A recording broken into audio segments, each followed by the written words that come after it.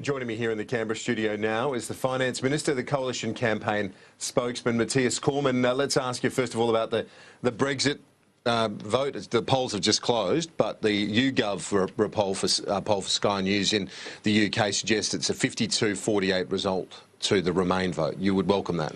Well, look, I mean, this was always a matter for the British people, and obviously, I mean, if that is how it plays out, it would mean the status quo remains, and certainly from an Australian point of view, that would be good news. Yeah, the government wanted the UK to remain in the EU, didn't it, for stability? No, the government always respected that this was a matter for the British people to settle, and obviously now they have, and it's now onwards and upwards. And do you believe that's a good thing if they do remain? I mean, the government was saying if they don't, well, we're the best choice for stability in this country. But in terms of the EU, and as someone who comes from Europe before you came to Australia as a citizen, do you think this is a good result? Well, Australia is an open and trading economy, so what happens in the rest of the world matters to us, and this was one of the issues that potentially could have created a level of uncertainty moving forward. So I mean, if there is stability, if the situation continues as it has been, then obviously that means that there is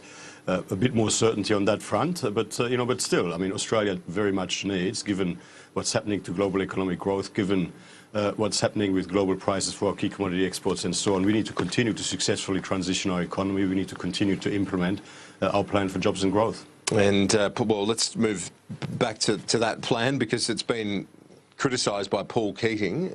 He's blasted the campaign to lower the corporate tax rate, saying when he did it, he also broadened the base of tax. He wouldn't just have one discretionary tax cut in terms of companies, rejecting the suggestion by the government that when you refer to the Keating's move when he was Treasurer. Well, I mean, look at what Paul Keating did when he was Treasurer and when he was Prime Minister, and he reduced company tax, and indeed, as Prime Minister in '93, he reduced company tax at a time when the budget was not in surplus. But at the same time broadened the base of taxation, which you're not doing. I don't think that that's actually quite right. I mean, he's a Labor man. He's supporting Bill Shorten in this campaign. So I mean, that is hardly a newsflash.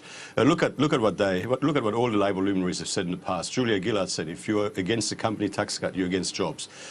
Paul Keating, look at what he did, not what he's saying now in the middle of a campaign. Every credible economist will tell you that a cut in company tax will help you boost investment, boost productivity, boost growth, and create more jobs and increase real wages over time. And as we transition our economy from resource investment-driven growth to broader drivers of growth in a diversified, stronger economy, that is precisely what we need. I want to ask you about the expectation from a senior Labor source quoted by Philip Khoury in the AFR today that they could win 12 to 14 seats at the moment with 8 days to go, and that the Medicare campaign has resonated.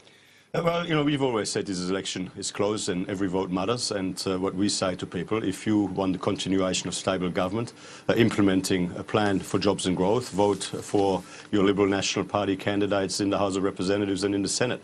Bill Shorten leads a bunch of people that would deliver chaos and dysfunction, higher taxes, bigger deficits, and fewer jobs and weaker borders. Now, obviously, the reason Labor is running a dishonest scare campaign is because they think it is in their political self-interest. That is why they're running a dishonest scare campaign. They haven't got a plan for the economy. They haven't got anything positive to talk about. You might say it's not true, but has it cut through the Medicare message? Well, the reason Bill Shorten is lying about Medicare, the reason he's running what he knows to be a desperate and dishonest scare campaign is because he believes it will help him.